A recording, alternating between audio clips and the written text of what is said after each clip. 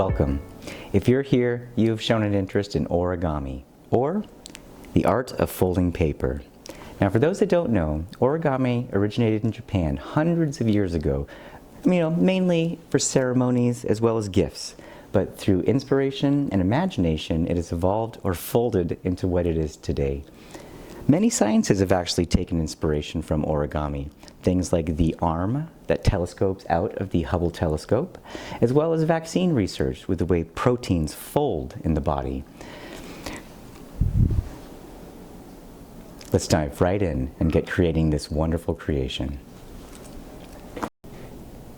Before we begin making our crane, I'm going to show you the 3 common folds that I'll be using during this exercise. The first being the valley fold. Now with our piece of paper, I'm going to fold it as if to create a valley between 2 areas. Now, like I'm closing a book. Now, the mountain fold is going to be the exact opposite. I'm actually creating a mountain where it's going to be folding upwards. See the difference between those 2? Now the last one, I like to call the reverse fold, or it is called the reverse fold. But essentially you are taking your already folded object, taking it inwards, and reversing it outwards, adding an object like this. So let's go ahead and take that square, fold it right down a diagonal. That's going to be a valley fold, and that's going to finish there. We're going to do that a second time to now make a smaller triangle out of it. We have one opening and one on the top. From this point, we're going to be doing 2 mountain folds right in the center here. And what we're doing is we're going to be making a square out of this object. So now I have a square and a triangle on the back. Let's complete that on the other side too. All right, well, now that I've completed that on the other side, I want you to make note there is an opening in this square and there is a closed top. So we want the opening to be at the bottom.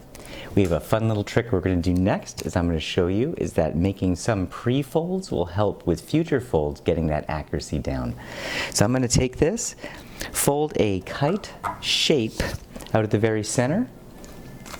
I'm going to then do another fold just to get the crease. So now I have folded this across the top and I'm going to release both of these. Now, what's going to happen is I'm going to be doing a valley fold and then simultaneously 2 mountain folds at the same time. Now, it's going to look like this at the halfway point. Completing it on the other side. And our bird base is beginning to take shape. I'm going to go ahead and complete that on the other side now.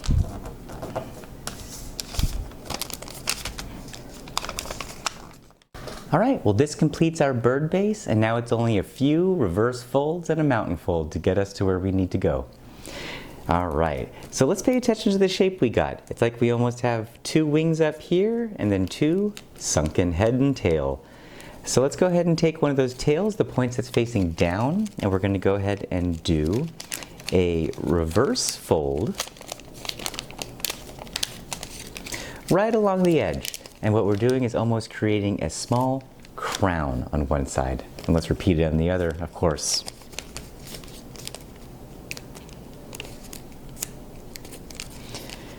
All right, we've completed on the other side now. All right, so let's imagine that these 2 things at the top are my wings. So let's go ahead and fold them down and back.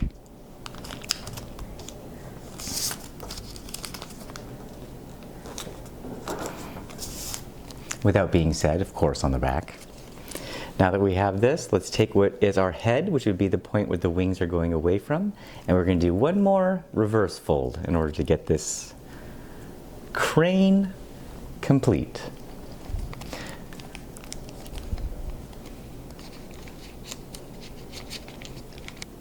Well, I would like to thank you for joining me today to learn how to make this wonderful paper crane.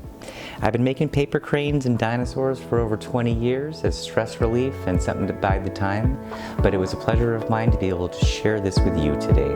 I hope it's an inspiration and it can get you thinking in how it might tessellate in the future for other things. Good day.